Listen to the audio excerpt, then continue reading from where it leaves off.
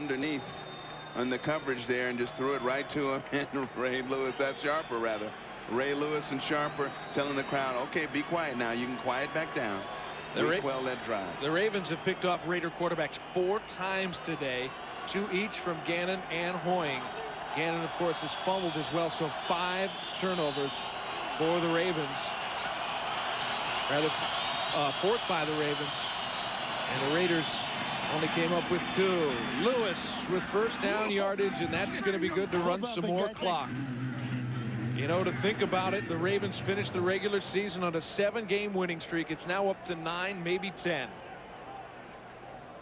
And there's another opportunity. You see Andre Rison dropping the pass right at the goal line and pushing off right there. You know, the more I look at that, that's hand fighting each way. Yeah. That one player wins. There's a little hand fighting going on each way, and many receivers around the National Football League do that for a living and get away with it. Andre Rison not able to that time. And that was probably the last best chance for the Raiders. Could have made it a 6-point game, but not so. The Ravens keep pounding away as the clock winds towards the 2-minute warning, but the Raiders will come in and call a timeout to stop it. Rich Motel has moved out of the skybox down to the sideline. Venus Williams going to try to win her 3rd straight Grand Slam event.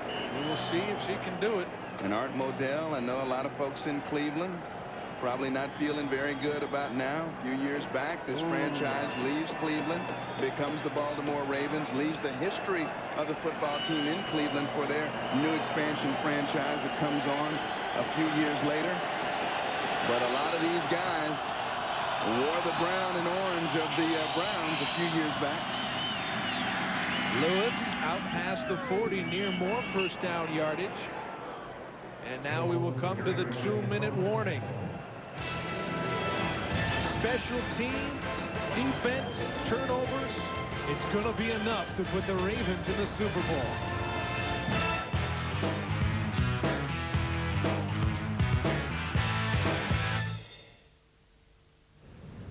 It's lovely here, isn't it? It's nice to get some fresh air. David, shouldn't we be getting back now? No. Everything's fine. It's much better than being cooped up in the car. You're not too tired, are you, Mum? Come on, everybody. Stick together. This is the way to experience it, you know, out in the fresh air.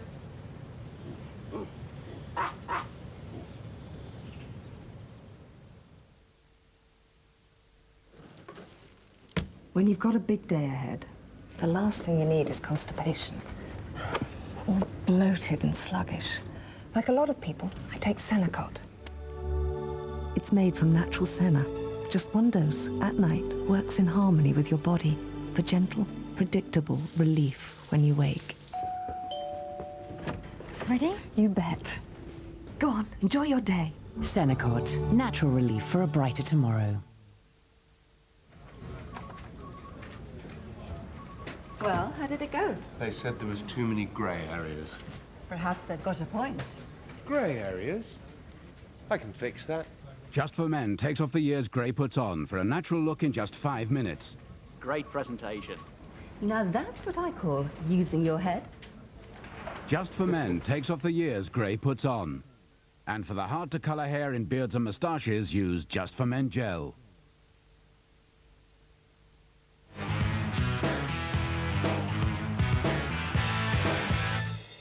Well, we told you how costly turnovers can be in the postseason. When you are a +1, you win 70% of the time, +2 in the takeaway ratio, 81% of the time. We are at +3 today, which makes it almost impossible. Yeah, 89% of the time, the Ravens only have to hold the ball for 2 more minutes. And they're Tampa bound for the Super Bowl. And they've got a 2-touchdown lead. That's game right there with the first down being converted. Boy, there is nothing wide open or exciting about the offense of the Baltimore Ravens, but boy, their defense serves as an offense most of the time. And there's Ray Lewis pronouncing to all his teammates, this one's over. It's ours for the taking. And Jonathan Ogden, boy, I tell you what, I hope that's not a serious injury for their sake. Pro Bowl offensive tackle. 4 straight years. And Art Modell receiving the playful congratulations from his players. This is the 5th year of the Baltimore Ravens franchise, which of course used to be the Cleveland Browns, as Eric pointed out. Well, we know it's the Giants for the Super Bowl. It looks like it's going to be the Ravens. Our coverage Monday the 29th. Super Bowl highlights here on the home of American sport, which is Channel 5. Super Bowl highlights, 12:55 we'll be on air for that particular game. As I say, it's the Giants. Looks like it's going to be these boys, doesn't it? Distant throughout the 90s, left after the 98 season after crafting one of the most impressive offensive attacks in NFL history, the highest scoring offense in NFL history, in fact. And there are some folks at PSI Net Stadium back in Baltimore enjoying this one on the big screen. Boy, what an unexpected season. Brian Billick was 8-8 last year, is now about to go 15-4 on the way to the Super Bowl. They will go there with a 10-game winning streak, and they become the 3rd number 4 seed from the AFC to go to the Super Bowl in the past 4 years. Denver 97, Tennessee did it last year. And look at Ray Lewis. He still looks like he's ready to hit somebody right now. Well, he's got 2 weeks now to prepare for the Super Bowl and how to defend the New York Giants. 10 tackles and a fumble recovery. Ray Lewis is always busy. And hey, we've already written them in. The Baltimore Ravens will go to their first ever Super Bowl, and they will take on the New York Giants. That is 2 weeks from today right here on ESPN. The Giants, of course, winners of 2 Super Bowls. And the pain in the faces of the losers, always tough to deal with. Eric Allen, been around so long. A great chance to go to the big dance at this point, but gonna fall short. And Al Davis, who always believes in the greatness of the Raiders, has to wait another year at least for another opportunity. Well, Al Davis, long known as one of the most involved, even meddling ownership individuals in NFL history, has taken a back seat, has given the game over to John Gruden, has stayed out of the way, even though some of Gruden's philosophy offensively might be different from Al Davis. He stayed back and let it work, and it has worked until today. Has worked until today. And really, Rich Gannon, again, after taking that hit from Tony Siragusa, even though he returned to the game, was not himself, had some open receivers downfield, but just could not get the ball there, because I believe we don't know exactly what it is, but it'll probably be revealed after the game that he has a severely bruised shoulder or something that prevents you from following through and throwing the football. 24 seconds are left. It has been a formality now for a number of minutes. John Gruden, this doesn't change the fact that he is still one of the best young coaches in the NFL. He is the youngest head coach. He has turned this Raiders franchise around. And it is a story of a couple of teams that have worked when very few people really thought the work would produce the ultimate prize, a berth in the Super Bowl, a chance to win an NFL championship. New York Giants, everybody down them all year long. Soft schedule early. Not a very exciting offense. The Ravens, people still say they have no offense, but they do have a great defense, and that defense has given them a chance here. You just saw Shannon Sharpe on the sideline. Besides being a performer, a good luck charm as well. He is about to win his 10th consecutive postseason game. Of course, he was not in the postseason last year, and there will be an obvious penalty on the special teams. James Trapp hit Darian Gordon before the ball even had a chance to get to Gordon, so that'll be a 15-yarder. A little bit of a scrum out there.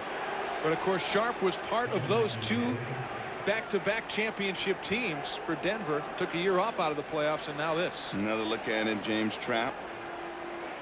A big hit. And Trapp's a former Raider, and look, Brian Billick's going, Jesus, come on, guy. Don't make that hit. Just lay off the guy, let him catch the ball, and make the interference tackle. with the opportunity to make a catch on the kicking team, number 38. 15-yard penalty from the spot of the foul. First down. And you want to talk about redemptions. Dilfer has been far from impressive, even in the now 10-game winning streak over which he has presided. However, I mean, this guy was relegated to the scrap heap, a laughingstock really in many ways. in the football world. They didn't think you could win with Trent Dilfer. Well, guess what? Brian Billick found a way to do it. He found a way to do it. He made the gutsy call at the halfway point. Tony Banks not getting this done. This team was 0 for October in terms of producing an offensive touchdown. Trent Dilfer comes on, and they haven't lost since. They're going to win 10 in a row, and Dilfer's finally going to get at least some of the monkeys off of his back by guiding a team into the Super Bowl. Last gasp now for the Raiders. Hoying under pressure, escapes, throws across the middle. It's complete to midfield, and the clock will not stop. Trent Dilfer and the Baltimore Ravens are going to the Super Bowl. 16-3, they beat the Oakland Raiders. First ever Super Bowl appearance on the way for the Baltimore Ravens. Yep, the Ravens went into Oakland and they did the job. And Mike, you'd have to say as well, I don't think the gods were smiling on the Raiders today, were they? They didn't get many breaks, did they? But in a way, you make your own breaks, and they were sort of back-footed by Baltimore throughout. I think it'd probably be more accurate to say Ray Lewis and the Baltimore Ravens are going to the Super Bowl rather than Trent Dilfer and the Ravens.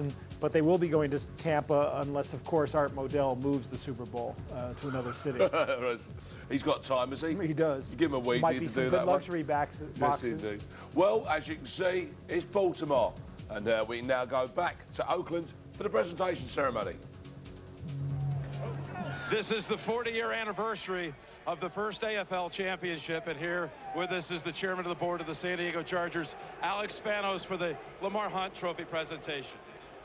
Jim, I can't tell you how happy I am for my good friend. He's in the National Football League. He is one of my best friends, and I have to tell you, the team and his fans can be so happy. And I also want to tell you how proud I am to be selected to come here and present my good friend the Lamar Hunt Trophy. I'll tell you what, that is, and imagine another thing now. He's going to the Super Bowl in 2 weeks, and this is a fact.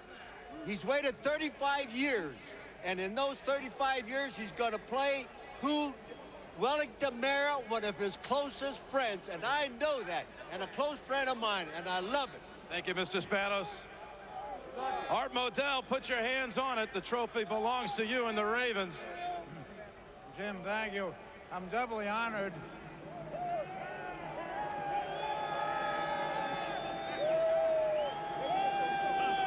Just a little confetti to celebrate.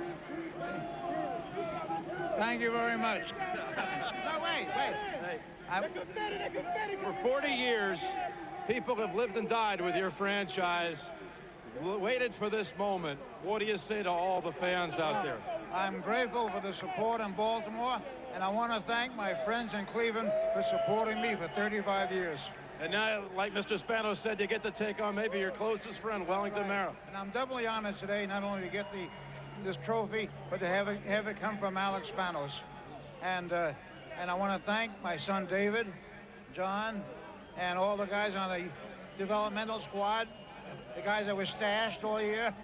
What up, baby? Ozzie Newsome. Thank you, Jimmy. Hey, Trent Dilfer, you're going back to